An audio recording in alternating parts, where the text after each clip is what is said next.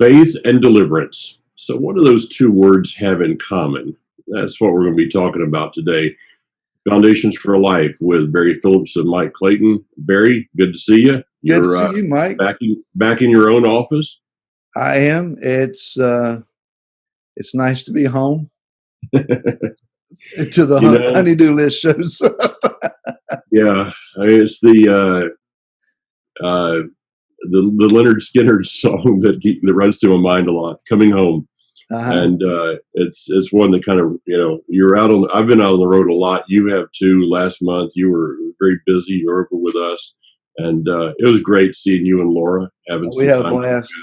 That was fun, even though I was really exhausted last week. But I'm going to give this golf thing another try, maybe this week. And I know you're planning on playing tomorrow, aren't you? If the weather holds still and we can get out, yeah. It for those that would be maybe even a little bit critical. You guys are should be doing some righteous things instead of out goofing off on a golf course. I got to tell you a little secret. In order to be effective, you have to have something else that will take over your focus for just a little while. When I'm on a course, I'm out playing with a brother and a friend. I think about golf.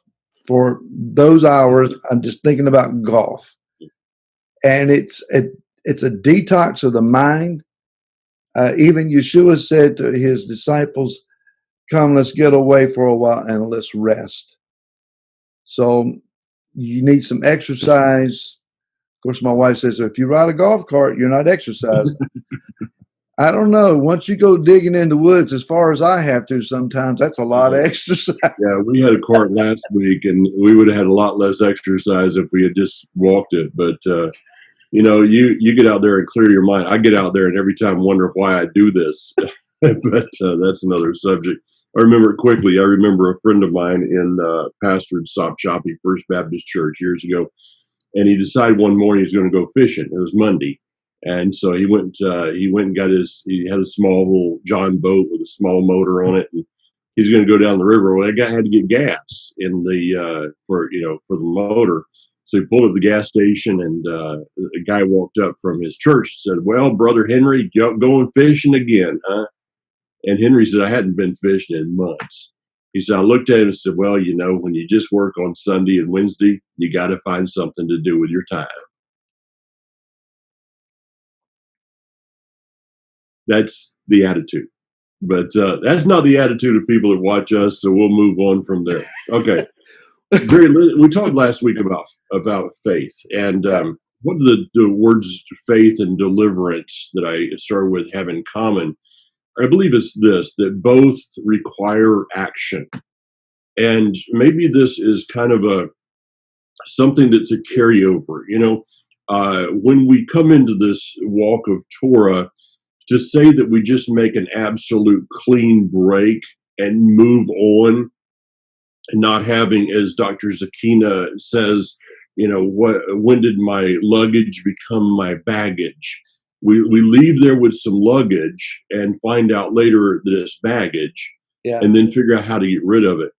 And maybe one of the things that is part of that baggage is that faith, if I do anything, if I lift a finger of anything to make something happen to help the answer to my prayer or my desires, then that's a lack of faith. But that's so far from the scripture, is it not? You have to be willing to participate in your own deliverance. Okay. Well, stop. Say that one again. Take another run at that one. You have to be willing to participate in your own deliverance. Give me an example. Yeshua was walking on the water. Kifa waxes bold and says, if that's you, ask me to come out there with you. Well, come on.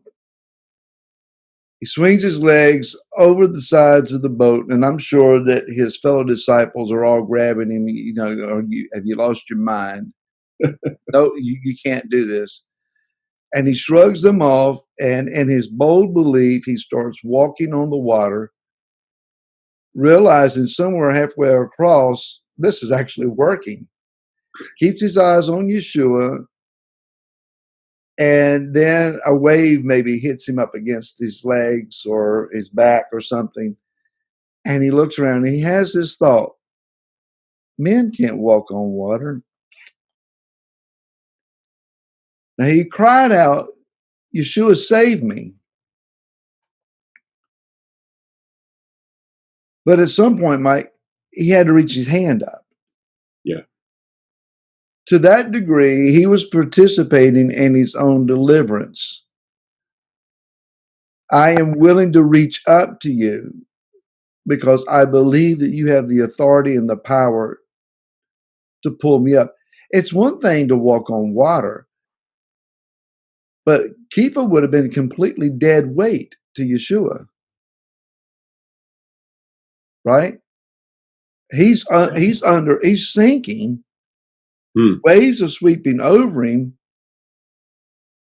Yeshua is no limp-wristed, weak man.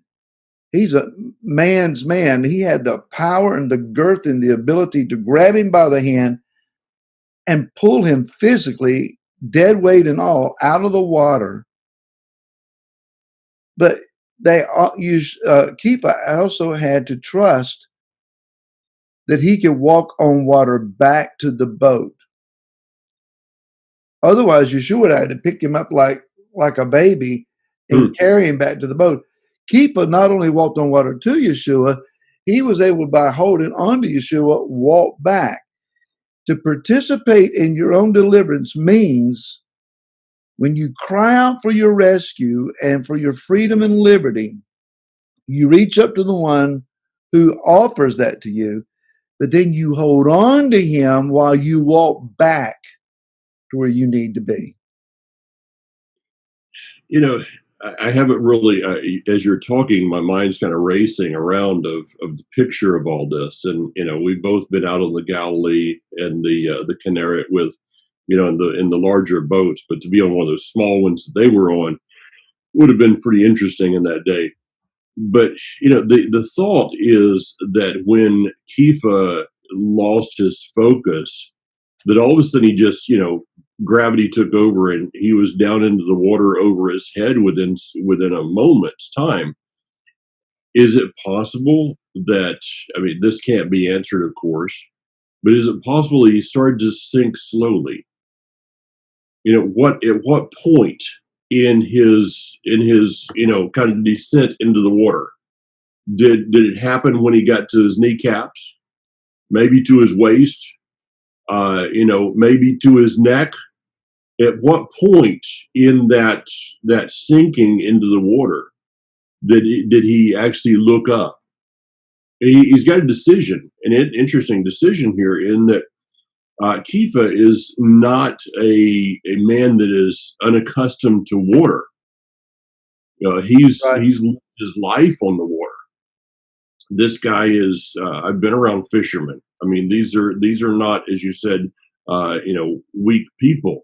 They're the strength, the core strength of somebody that pulls nets is amazing. The hand strength of, and so he actually would have been around the water. Was probably a very good swimmer.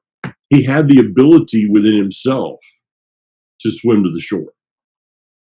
Possibility of making it even.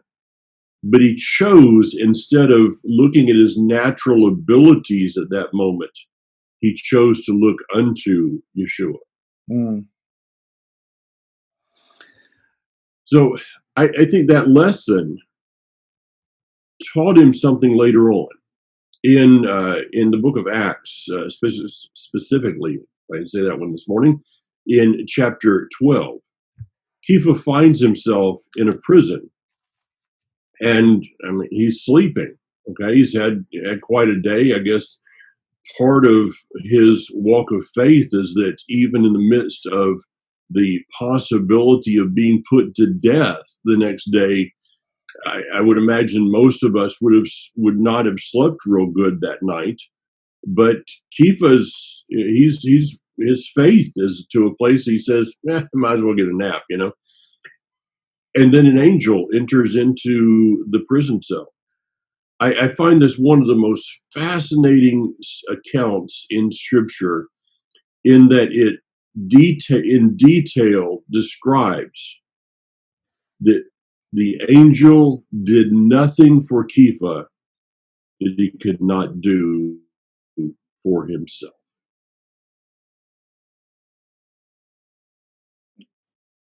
Okay. Keefer couldn't open the door, He but said, he got him out. yeah, he couldn't open the door, but the angel said, "You put on your shoes, Uh, you put on your robe, you get up." You know, Kiva could have sat there and said, yeah, I mean, we had our two of our grandchildren over yesterday. When they left, you know, we helped them put on their shoes.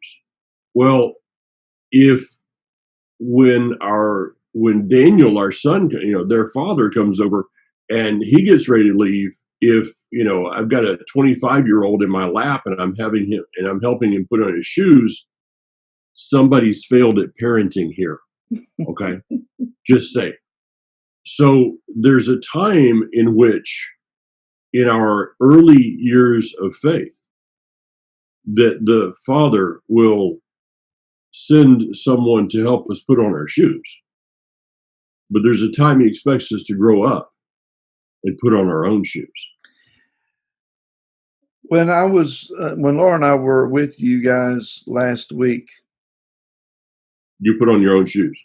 I did put on my own shoes after Laura told me where they were at. But That's true. it's not true.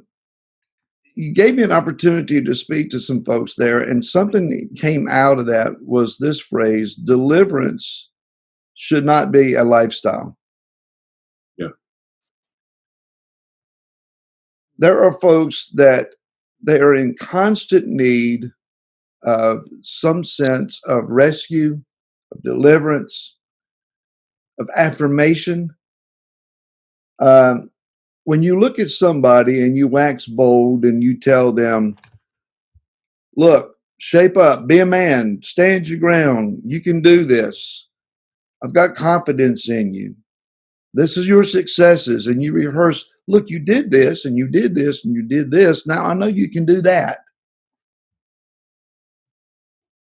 At some point, that needs to take hold where they actually believe what you're telling them. And they don't constantly need to be shored up, propped up, picked up, shook and told, get a grip. I mean, at some point, you have to stand on your own 2 feet. Well, I just can't do anything without him. Well, you know, that's true.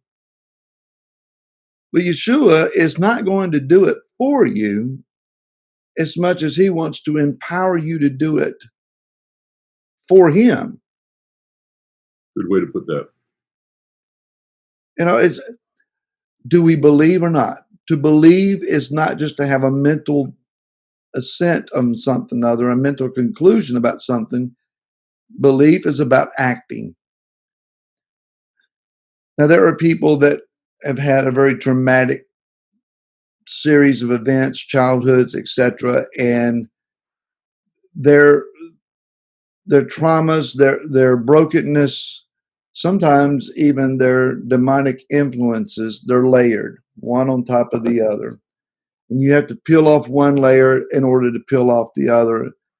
Children that have been systematically abused, oftentimes from studies and so forth, at each level, a spirit of darkness gains some sense of control or authority. And they are designed from, you know, in Satanism, from those testimonies that I read, there are design areas of breakthrough that if anyone tries to help them, it would seem that they get to this place where it's like, it's all gone. I'm finally free, only to have sub layers where you have to start all over again. That that I understand. The vast majority of people have not been systematically abused in that fashion to where they need constantly for someone to step in their boat and bail all the water out for them. Deliverance should not be a lifestyle. At some point, you need to pull out your boat and fix the hole in it. Yeah. Get down to the root of where you're at. Is it a lack of confidence? Is it a lack of trust in people? Is it something that someone and influencing you at a young age said to you and you just can't quite get over the verbal abuse? Again, there have been people. It's hard for me in the life that I was raised in to imagine how people could be so abused. And there's folks, they need therapy, they need consistent work. But at some point you start standing up and you have some tools to where you're learning and you actually try to start helping someone else. Now, is your walk completely over? No. But you don't wait until every avenue is completely filled and cleaned before you can help someone. I was raised in a home that was loving, nurturing. My parents loved each other. I never heard my mom and dad yell at each other, not one time. I never saw them stand toe to toe and have an argument, not once, not one time.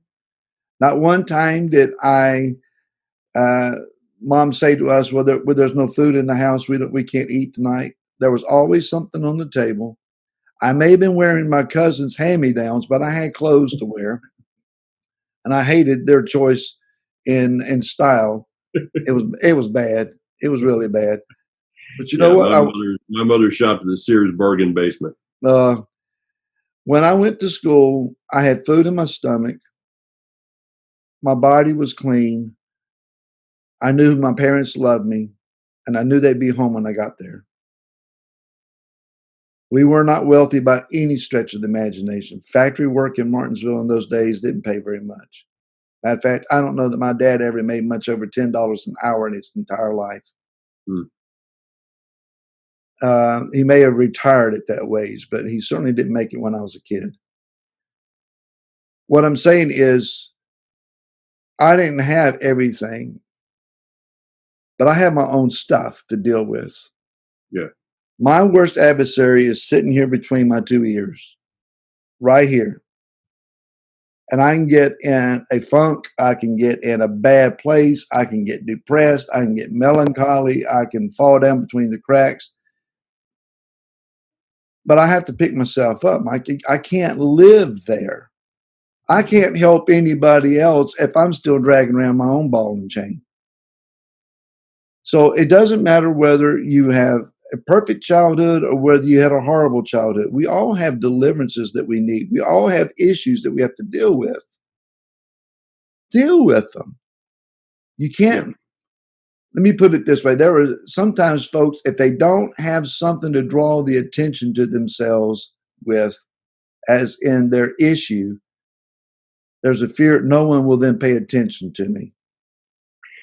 So when your cry for deliverance becomes your identity. Mm, hello. Okay, got There you you there go. with a mouthful of coffee. Yeah. When your cry for deliverance becomes your identity, I see this over and over again on Facebook. Please pray for me, pray for me. I'm desperate. Pray for me, pray for me. But okay, what do we pray? Well, I can't say. No. So what this is basically this. I'm feeling bad about myself, and I need some attention. It's kind of like my our dog comes. Kaya comes over. You spend time with Kaya. She's one of these dogs that just wants to have somebody's hand on her all the time, and that's kind of her identity thing, whatever's going on in her mind. Okay, that's fine for a dog, but at some point in time, you gotta. It's like I was talking to somebody about their health recently, and which I do, you do at times, and we were looking at some ideas of how to get better. Well, I'm just going to pray about it. Really, how's that working out for you? How's just praying about it working out? It's not, because you're not listening for an answer. You're just wanting the quick fix in the midst of it. And then the next statement, well, that's expensive. Yeah, so give me a dollar figure for lack of health. Give me a dollar figure when you're laying in a hospital bed and can't do anything because you failed to act on an answer to prayer. Back to Kepha, Shimon Kepha. He could have, when the angel opened the door, he could have said, "Could you pick me up and carry me, please?" Or after he went to the house and preached the message that night, he could have gone back to his jail. So, well, that's where I deserve to be. And this is that idea that that it becomes your identity. It's where people get their self-worth. I have people that I won't answer an email. I don't answer an email or an instant message because I know the only reason that they have emailed me, messaged me, texted me is because they want something, but they're not willing to do anything for themselves. And the moment that there comes a time that you are empowering that person in their captivity. I will help anyone. Go on record.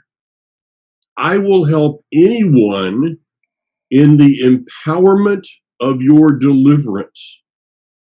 I will help no one in the empowerment of their captivity. Wow. Mike, you've had the occasion where you needed to give me a word that wasn't easy to hear. One of the reasons that we have the friendship that we do is I think we can speak honestly to each other, and we're not going to get a chip on our shoulder and feel like that. Well, I just don't trust him anymore. We've been through enough together that I think we're over that hurdle. Someone said to me one time, as they were describing their issue, I gave them a word that they didn't want to hear. And they looked at me and said, "Barry, you can't ever have any pity on anybody." Yeah. No compassion. And well, that's what they wanted me to hear was the word compassion, but they said pity. My response to them was, me having pity on you does nothing for you. So if I feel sorry for you and want to come over and pet on you, oh, you poor thing. But I never help you, then you're going to be left in your pitiful situation, feeling all sad and blue and like I just wish somebody would have pity on me. I told them, I do not want anybody's pity. Mm-hmm. Now, if you got a word of wisdom to help me, if you see something I need to do to fix my situation, I'm all ears. I want to hear it. If you want to invest in me by some means of time or finances or wisdom or whatever it is that you have to invest in me, wonderful. Let's go that route. But don't sit there and feel sorry for me. That doesn't really help me. There was an occasion years ago when Laura and I were pastoring a particular church. And this particular church was very clannish. The families were extremely tight knit. If mom and dad lived in this house and there was a flat spot in their yard, then a son or daughter was going to build their house on that flat spot. They all lived in the same yard because they couldn't trust anybody out of their sight. They had to protect each other. Yeah. This one particular family had a daughter that was an adult. She was married. I think she had a child, if I'm not mistaken. And in a revival one night, this adult daughter came down. She knelt down in the altar. She's leaning forward onto whatever the altar rail was in those days. And the evangelist was praying with her. She was weeping, crying, says she got saved. And he said, well, let's just give the Father thanks for your salvation tonight. And she shook her head, no. Mm. He said, yeah, just lift your hands and say, thank you for saving me. Her lips curled and growled at him. Wow. I was over to the side praying with someone else, and I heard this young evangelist holler, I know who you are, you foul spirit. Literally, I'm absolutely truthful in this. It was as if someone picked her up by the hair of her head and jerked her backwards into the floor. When she hit the floor, her back curled up. Her feet were on the floor, her head was on the floor, but her middle of her torso was curled upwards, and she was gutturally growling with this inhuman voice. Well, it was on then. And I stood and watched while these little old church ladies, they're just scared to death. And I finally looked at them. I said, either you pray, you be a part of this, or you leave. Yeah. But don't stand there whimpering and whining. And the girl got set free that night. Come to find out, she had a husband that was involved in dark spirit things, Satanism, sorceries, etc. She'd been seeing spirits move in her home. I arranged for her to be able to get out of town, to have a place where she would not be found. She would be fed. She would be sheltered. She would be found a job. She could start a new life. And she looked at me and said, I can't leave him. When Yah opens a door, you got to be willing to walk out of it. You have to participate in your own deliverance. Freedom is not free. Yeshua paid an enormous price to break our chains, to alleviate the doubts and fears out of our minds, to set our spirits free. But that doesn't mean it's free. He expects us to walk out our deliverance. It requires belief. You can't just say, well, he who sets us free is, he makes us free indeed. Yeah. Yeshua said this in John chapter number 8. You shall know the truth, and the truth shall make you free. The hearers immediately responded, we are the seed of Abraham and have been servants to no one at any time. How do you say you shall become free? He was offering deliverance through truth to a people who needed to be set free from their oppression. And they had the audacity to look at him and said, we don't have a problem. Yeah. Free from what? Yeah.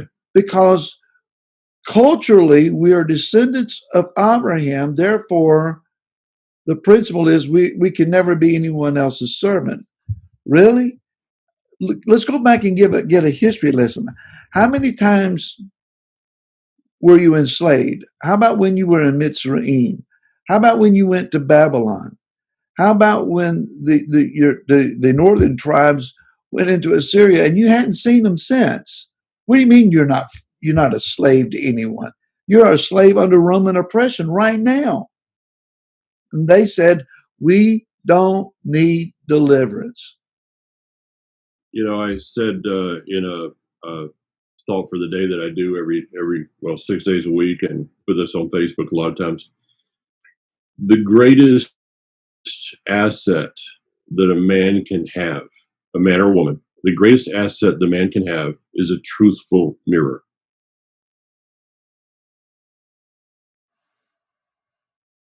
Yeah. What you just described was a people, as Yaakov talks about, James talks about, a man that looks at himself in the mirror, doesn't see a problem, and walks away.